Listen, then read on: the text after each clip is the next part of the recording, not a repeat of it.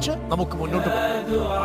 അപ്പ കൊടുക്കുവാൻ ഒരു വേള മനുഷ്യൻ പഠിച്ചിരുന്നെങ്കിൽ ഒരുപാട് ബന്ധങ്ങൾക്ക് വർണ്ണങ്ങൾ നിറയുമായി. ഒരു സോറി പറയാനൊന്നും നമ്മുടെ ആത്മാഭിമാനം പലപ്പോഴും നമ്മളെ സമ്മതിക്കുന്നില്ല. പരസ്പരം ക്ഷമിച്ച് നമുക്ക് മുന്നോട്ട് പോകാം. പ്രിയപ്പെട്ട പ്രേക്ഷകരെ, നിങ്ങളൊന്ന് കണക്കുകൂട്ടുന്നു.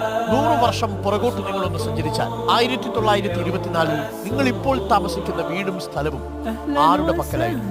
ആരായിരുന്നു അവിടെ താമസിച്ചത്?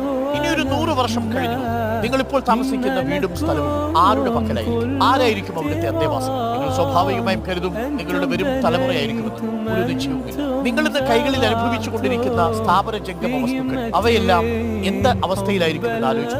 പലപ്പോഴും വലിച്ചെറിയപ്പെട്ട നിലയിലായിരിക്കും. നിങ്ങൾ കഷ്ടപ്പെട്ട് EMI അടച്ച് വെച്ചുകൂട്ടിയ നിങ്ങളുടെ വീട്, നിങ്ങളുടെ കാർ, അത് ആക്രിയായി തുരുമ്പെടുത്ത് നശിക്കുന്നില്ല. ഒരു 100 വർഷം അപ്പുറത്തേക്കൊന്നും നിങ്ങൾക്ക് ചിന്തിക്കാൻ പോലും കഴിയില്ല. പക്ഷേ നമ്മൾ അനശ്വര ജീവികളാണ് എന്ന രീതിയിലാണ് പലപ്പോഴും ആശങ്കപ്പെട്ടുകൊണ്ടിരിക്കുന്നത്. ജീവിതം ക്ഷണികമാണ്.